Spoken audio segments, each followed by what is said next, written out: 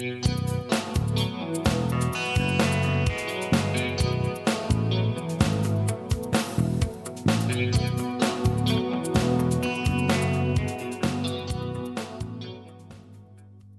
pues me parece que hoy no estaría mal que nos dedicáramos a estudiar el tema del sacramento de la penitencia.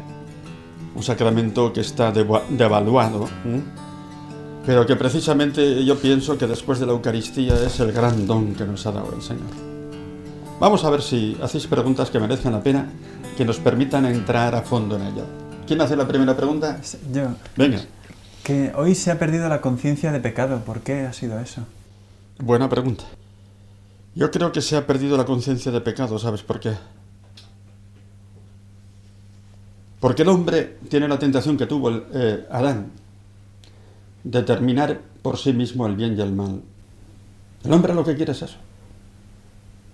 Yo determino lo que es pecado, lo que no es pecado. A mí no me tiene que decir la Iglesia ni el Papa lo que es pecado, lo que no es. La tentación de Adán fue esa. No fue que tenía el mandato de no coger una manzana. No. En el libro del Génesis no aparece ni una sola manzana. Él tenía la prohibición de comer del árbol de la ciencia del bien y del mal. Y eso significa que él no podía determinar por sí mismo el bien y el mal. Entonces, el demonio le tentó precisamente por ahí. Determina tú el bien y el mal y serás como Dios. Eso es lo que quiere el hombre moderno. No quiere depender de Dios. ¿Entendido? Yo amo, y yo digo cuando amo, y entonces si amo, pues todo se me perdona. Yo tengo la conciencia tranquila. Lo determino yo. Eso es lo que quiere el hombre. Es decir, el hombre en el fondo quiere ser el centro de la vida y no depender de Dios. Creo que esa es la razón fundamental. ¿Cómo puede, un cura, que decís que perdonáis los pecados, pero cómo puede ser que un cura perdone los pecados? Si sois Señorita, yo no perdono los pecados a nadie en mi nombre. Yo soy también pecador. El único que puede perdonar los pecados es Dios. Y entonces a Jesucristo le ocurrió una cosa que me parece que alguna vez la he contado aquí. Capítulo 2 del Evangelio de San Marcos, cuando meten a aquel paralítico por el tejado de una casa para que lo cure. Y Jesucristo le dice, yo te perdono los pecados. Y los judíos dicen, pero ¿cómo se atreve este hombre a perdonar los pecados si solamente los puede perdonar Dios? Y Jesucristo dice, para que veáis que el Hijo del Hombre tiene poder de perdonar los pecados, yo te lo digo, coge tu camilla, vete y anda. Con eso Jesucristo está diciendo de sí mismo que es Dios. ¿No es cierto? Y Él los perdona en su nombre. De la misma manera que hace milagros en su nombre. Esto es muy bonito. En el Antiguo Testamento hubo algún profeta que hizo milagros, Eliseo, Elías, pero las hacían en nombre de Yahvé. Jesucristo cuando hace un milagro nunca dice, en el nombre de Yahvé, en el nombre de Dios queda curado, no. Sino, yo te lo perdono. Yo te lo digo, coge tu camilla, vete y anda. Yo te lo mando, yo te lo ordeno. Hace los milagros en nombre propio. Nadie lo había hecho así jamás, porque es Dios. Entonces perdona los pecados en nombre propio, para que veáis que el Hijo del Hombre tiene poder de perdonar los pecados. Yo te lo digo, coge tu camilla, vete y anda. Entonces resulta que el sacerdote perdona en el nombre de Cristo, en el nombre de la Santísima Trinidad, no en nombre propio. Porque el sacerdote es Cristo el que te perdona a ti los pecados. Y con el sacerdote tienes la garantía de que es el mismo Cristo el que te ha perdonado. Porque tú te puedes arrepentir de tus propios pecados dándote un paseo por ahí, ¿me entiendes? Pero por mucho que te arrepientas, tú nunca podrás tener la certeza de que Dios te ha perdonado. ¿Por qué? Porque la certeza te la da Dios. ¿Me explico, sí o no? Entonces el sacerdote te perdona en nombre de Dios y tienes la certeza de que Dios te ha perdonado tus pecados. Ese es el sacramento de la penitencia. Jesucristo a los apóstoles les dijo, aquellos a quienes perdonéis los pecados les quedan perdonados, aquellos a quienes se los retengáis les quedan retenidos. Eso lo dijo en el capítulo 21 del Evangelio de San Juan después de resucitado. Entonces los apóstoles perdonaban en nombre de Cristo y los apóstoles comunicaron ese mismo poder a los sacerdotes, ¿no? Que eligieron como colaboradores suyos. Y a mí el poder de perdonar los pecados me viene del hecho de haber sido ordenado por un obispo que es sucesor de los apóstoles. El poder que tengo no me lo he dado yo a mí mismo, y es Cristo el que perdona a través de mí. Ahí tienes, por lo tanto, la certeza de que Dios te ha perdonado tus pecados. Y esa certeza no la podrás tener nunca por tu cuenta, por mucho que te arrepientas. ¿Entendido? Quiero decir, esa certeza, esa garantía absoluta. Ese es el sacramento de la penitencia. Como he dicho, quizás este sacramento para mí es el más grande después del don de la Eucaristía. ¿Cómo se puede decir que Dios perdone los pecados? ¿Qué significa eso? ¿Qué significa el perdón? Cuando Dios los perdona con su poder creador. ¿Qué significa eso? Pues que no solamente perdona, sino que olvida. Nosotros decimos en castellano, yo perdono pero no olvido, ¿no es cierto? Dios perdona y olvida. Y no solamente perdona y olvida, sino que te recrea. Porque te perdona con su poder creador. Vuelves a tener la dignidad que tenías cuando tenías 1 año. La inocencia que tú tenías cuando tenías... Es decir, con el sacramento de la penitencia renaces. Vuelves a ser una criatura de Dios. Así perdona Dios, de una manera que los hombres no sabemos perdonar, porque Él perdona con su poder creador. Entonces, indudablemente, eso es una alegría tremenda. Imaginaros, pues, un San Agustín. San Agustín era un pecador de libro. Estaba rejuntado con una chica de su pueblo, de la que no quería tener hijos, los evitaba, ya sabía lo que eran los anticonceptivos. Lo dice en el libro de las confesiones, se le escapó uno. A Deodato le pusieron como nombre, que se le murió a los 15 años, pero que fue bautizado juntamente con él. Entonces San Agustín había pecado de lo lindo, pero San Agustín es San Agustín porque comprendió la grandeza del perdón de Dios. Y aquellos pecados ya no existen. Entonces conoció lo que es el amor de Dios, el perdón de Dios, y llegó a la santidad. Pero llegó a la santidad precisamente pues porque llegó a comprender la grandeza del amor de Dios y de su perdón. Eso es el cristianismo. Aquí renacemos a la vida, excepto aquel que en su soberbia no sea capaz de pedir perdón a Dios. Ese es el que se condena. Aquel que en su soberbia no es capaz de pedir perdón a Dios, se condena a él. Y eso es el infierno. El catecismo habla del infierno diciendo que es un estado de autoexclusión. Tú te excluyes del perdón de Dios. Parábola del hijo pródigo. El padre quiere perdonar, el padre quiere abrazar a su hijo. Y cuando perdonan esa parábola, el hijo vuelve a casa, pero pensando en ser un jornalero más, porque ya sabe que no tiene derecho a volver a ser hijo, se ha gastado la herencia, ¿no es cierto? Desprecia a su padre, pero el padre cuando lo recupera, le dice, he recuperado a mi hijo, le devuelve la dignidad de hijo a la que no tenía derecho, y hace una fiesta. Así perdona a Dios, hay más alegría en el cielo por un pecador arrepentido que por 99 que no necesitan arrepentimiento. Dios perdona así.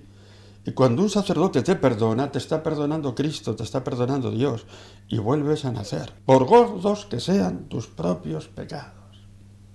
Eso no le asusta a Dios. Lo único que le asusta a Dios es la soberbia del hombre. ¿Lo habéis entendido? Porque entonces tú te autoexcluyes del perdón de Dios. Y te condenas, claro. El infierno, vuelvo a repetir, es un estado de autoexclusión.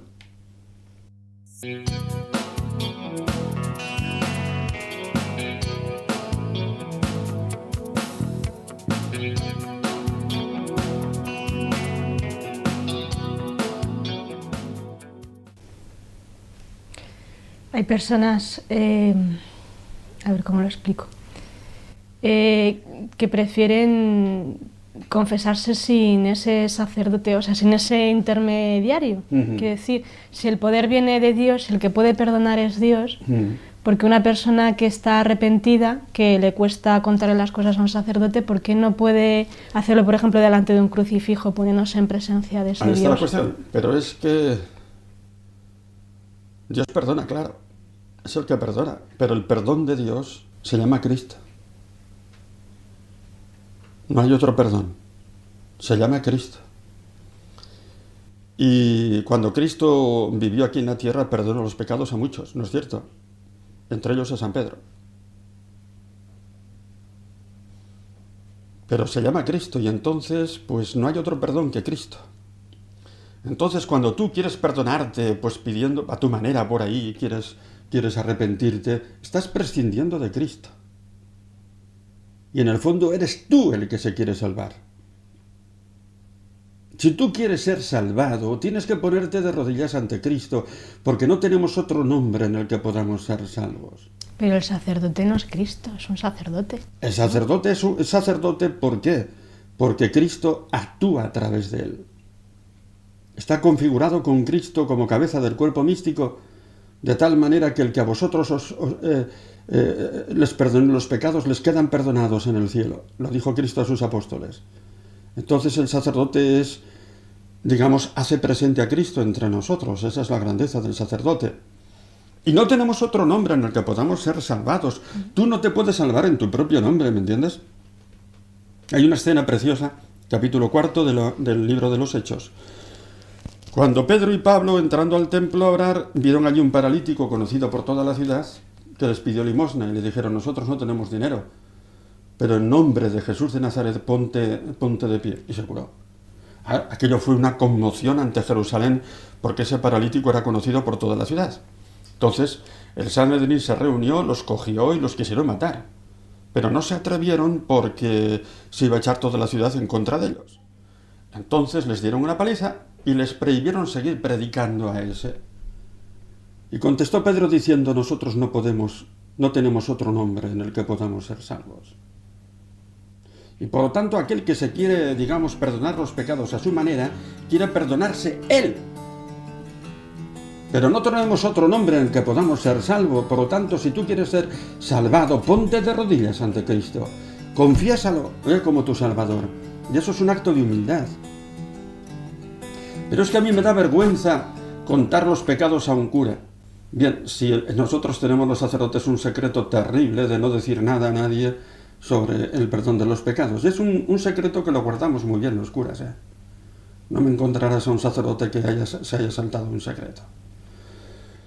Entonces, pues, indudablemente el sacerdote lo que oye lo tiene que olvidar.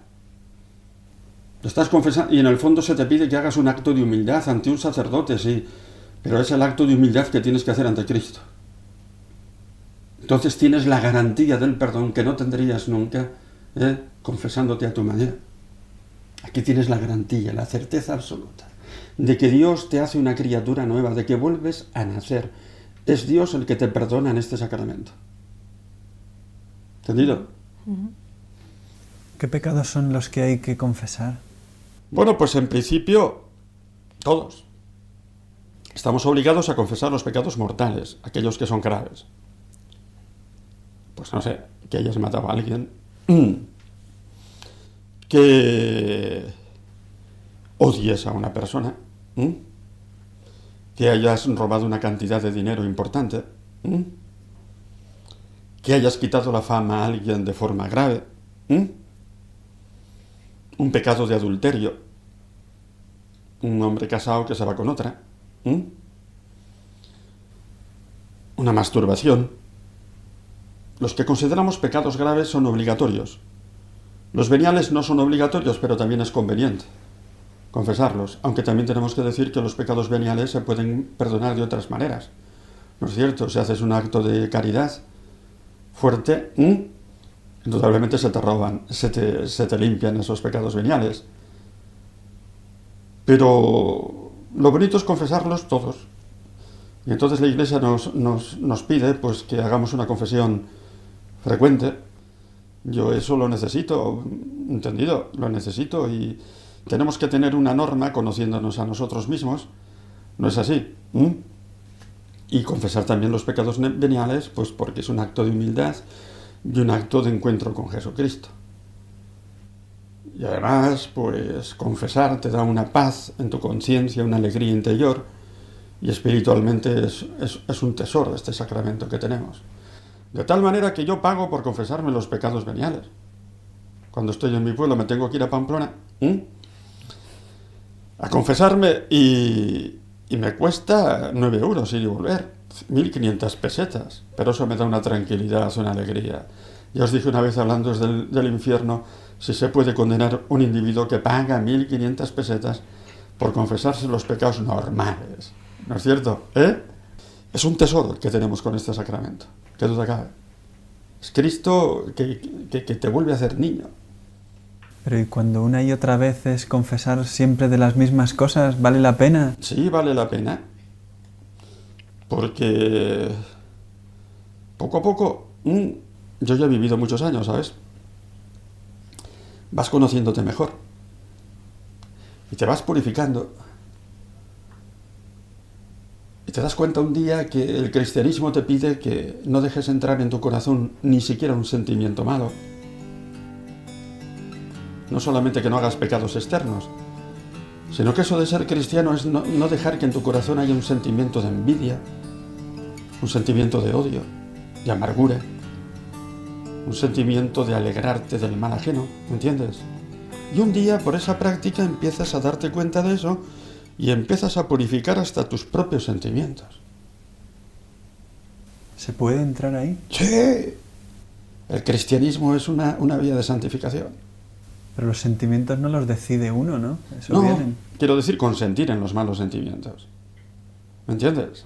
Que, por ejemplo, yo dejé libre y conscientemente entrar en mi corazón un sentimiento de odio, de alegrarme del mal ajeno. Llegas a un día a darte cuenta de todo eso y llegas a purificar hasta tus sentimientos. Eso es la grandeza del cristianismo.